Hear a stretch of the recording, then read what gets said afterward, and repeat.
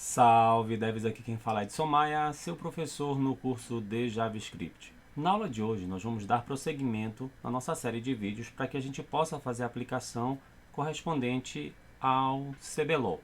Na última aula nós fizemos um vídeo um pouco demorado para a gente poder aprender como fazer a requisição dos dados utilizando lá o nosso arquivo JSON, o nosso arquivo dos times.json. Fizemos a estrutura básica do documento HTML também. Fizemos essa estrutura básica do documento HTML. Fizemos a estrutura do documento ali de CSS. E fizemos também a parte do nosso arquivo index.js, que é para fazer as requisições de fato. Só que tem alguns pequenos ajustes que falta a gente fazer. Se a gente olha a nossa aplicação, deixa eu fechar aqui o console, a gente pode observar aqui, por exemplo, que o fundo está branco, os textos não têm formatação ainda, então não está assim com um aspecto visual assim muito atrativo. Então, uma das coisas que a gente vai fazer é procurar trabalhar essa parte da formatação em si, pelo menos essa parte da formatação. Então a gente vai mexer um pouquinho hoje na parte dos arquivos de estilo.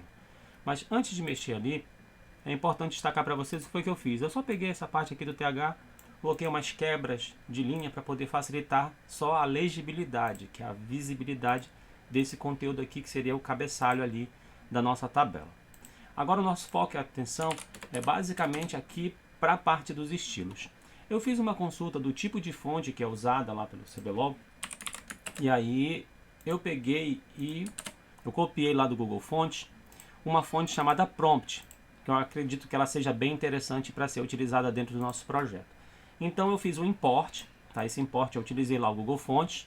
Caso vocês tenham dúvidas, podem colocar aí no comentário. Eu já ensinei um pouquinho sobre como utilizar fontes do Google Fontes no curso de CSS que tem aqui no canal.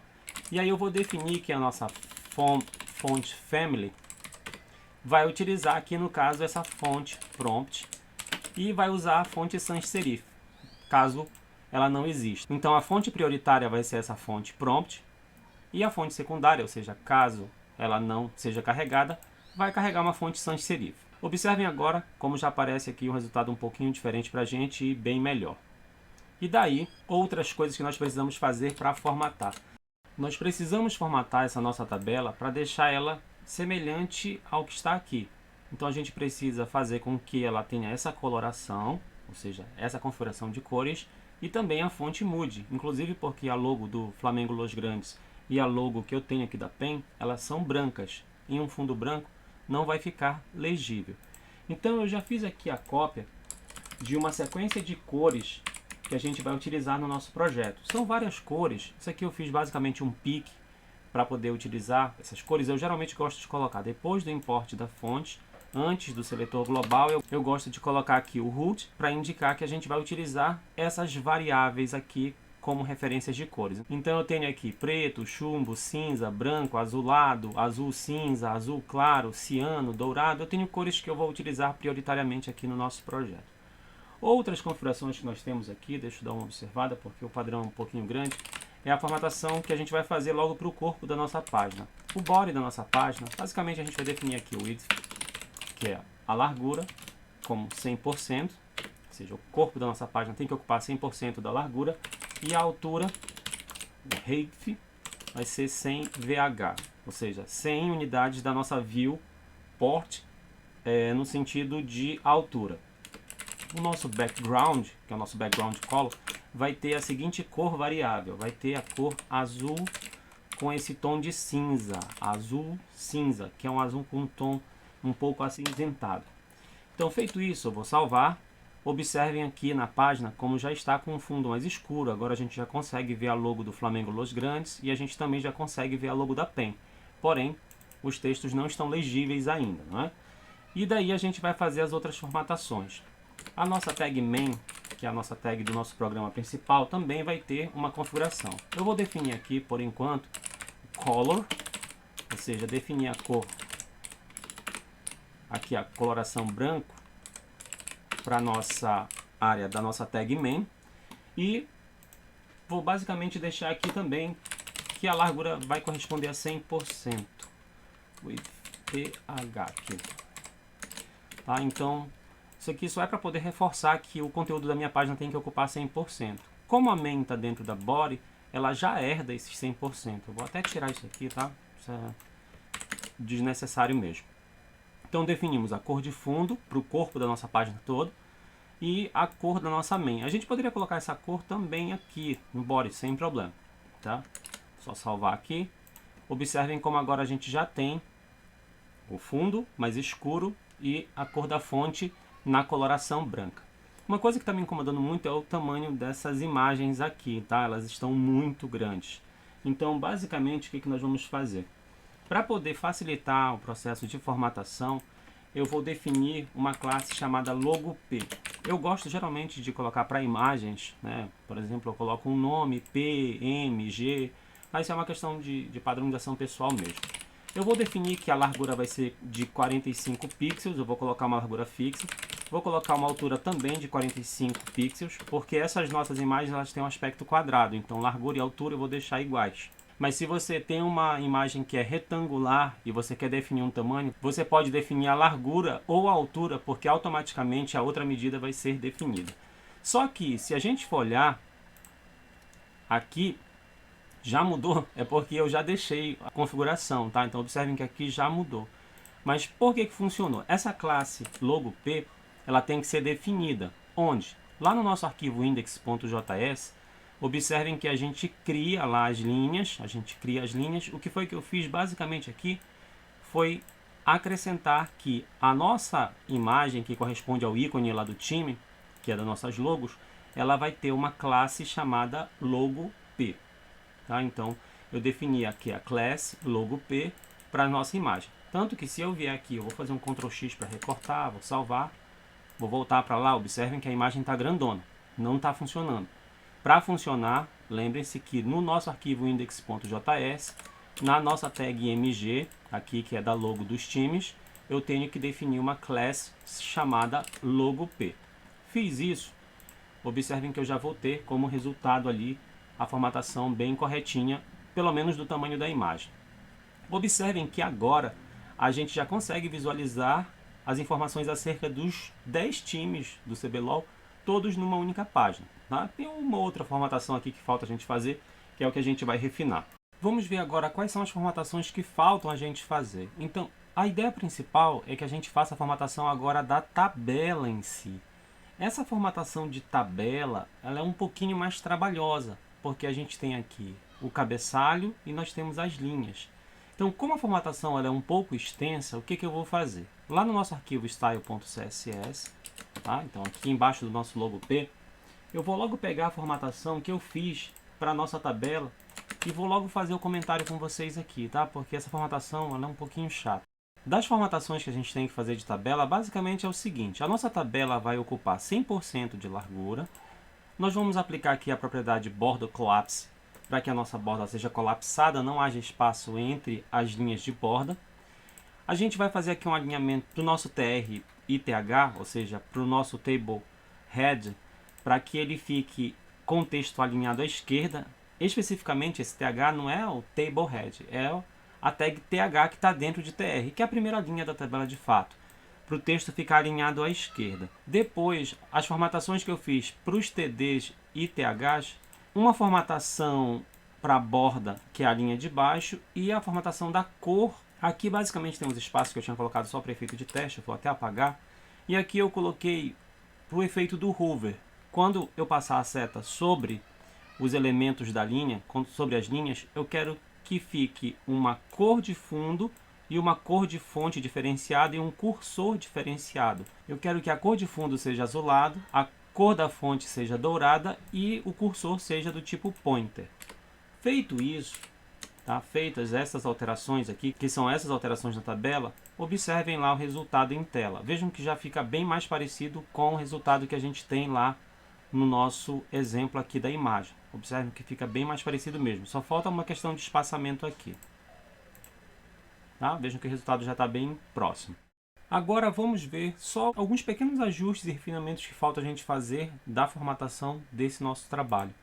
Então observem que uma das coisas também que falta a gente fazer é mexer um pouquinho nesse espaçamento, né, no espaço que existe aqui entre esses elementos. Se a gente for observar, já tem um espaço legal aqui desses conteúdos, porém a imagem está muito colada ali do lado esquerdo. Então nós vamos fazer o seguinte: na nossa logo P, nós podemos, além de definir largura e altura, a gente pode dar um display flex, pode fazer aqui um justify content center e fazer um align items center também, tá? Então, só formatação aqui de display flex com um justify content e um align item center. Se você observar, observem que já mudou um pouquinho aqui o nosso trabalho. Só que se você observar e perceber, o espaço está muito pequeno, tanto na margem esquerda como em cima e embaixo. Então a gente precisa fazer algum tipo de formatação para mudar esse espaçamento da imagem mesmo, em cima, embaixo, esquerda, direita. Esse espaçamento ele é fundamental, tá? Então o que é que nós vamos fazer? Então eu defini aqui, por enquanto, eu posso colocar aqui embaixo, um margin left, ou seja, uma margem à esquerda de um rem, que é equivalente ao que seria ali 16 pixels. E definir um margin block de 0.15 rem. O margin block é o margem em cima e embaixo. O margin inline é o margem à esquerda e à direita ao mesmo tempo. Então eu só vou colocar uma margem à esquerda e uma margem em cima e embaixo. A gente poderia fazer isso numa linha só também, mas eu acredito que assim fica interessante. Observem que a gente já tem um espacinho aqui de um rem, que seria 16 pixels, e a gente tem aqui um de 0.15 acima e abaixo. Então a gente já conseguiu ali uma formatação bem legal mesmo. Outra coisa que a gente pode fazer, já aí não é a questão de formatação especificamente de CSS, é a mudança desses textos por ícones. E também mudar logo essa questão do título, porque ele precisa, se a gente for observar aqui, ó, o título Times 2022-2 tem que ficar centralizado. Então bora logo fazer essa formatação aqui do CSS. Normalmente, depois da tag body, depois da tag main, é interessante que a gente faça as formatações assim que são mais genéricas. Por exemplo, toda a tag H1 eu vou definir com o text align center, ou seja, eu vou manter o texto como centralizado. Observem que o texto já aparece aqui centralizado. Deixa eu ver aqui uma outra coisa que eu fiz.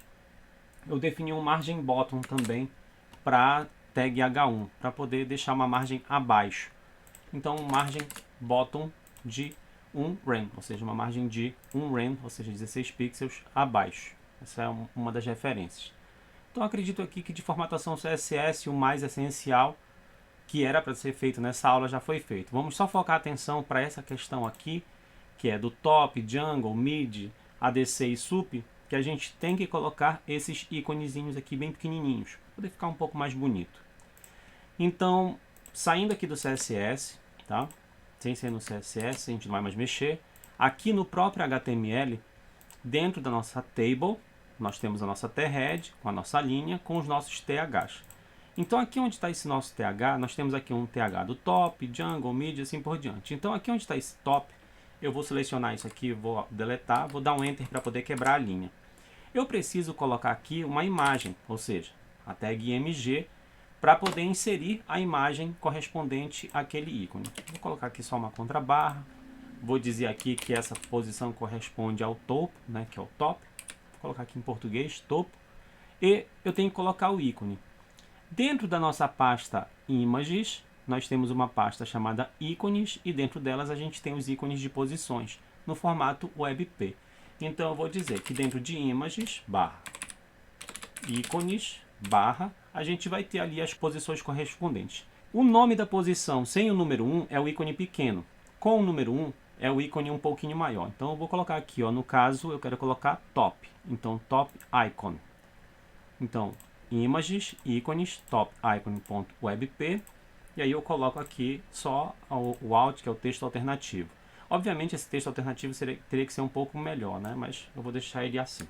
Vou fazer um Ctrl C aqui para copiar, vou colar aqui, vou logo quebrar as linhas. Vou fazer aqui do mid também, vou teclar Enter, quebrar a linha, vou colar aqui do ADC, Enter, quebrar linha, vou fazer aqui do sup, Ctrl V, Enter, vou quebrar a linha. E daí basicamente eu tenho só que mudar aqui. Então, depois do topo é o jungle, ou seja, aqui ó, jungle, que aqui no caso é o selva, eu posso colocar em português, eu acho que fica melhor do que cacador, né, ou caçador.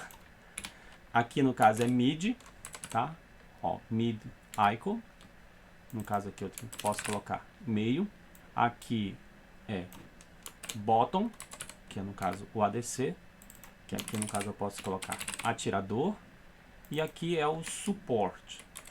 Então aqui ó, support icon. Aqui coloca em português mesmo, suporte. Então essa aqui é a parte específica para a gente colocar a iconografia. Tudo bem? Se você observar aqui, ó, agora já aparecem os ícones bem certinhos de acordo com cada uma das posições. Então a proposta principal do que deveria ser trabalhado na aula de hoje vai até este ponto aqui. Na próxima aula a gente vai dar prosseguimento no nosso projeto e nós vamos ver outras partes. Não se esqueçam de curtir, compartilhar e assinar o canal. Salve devs! Até a próxima!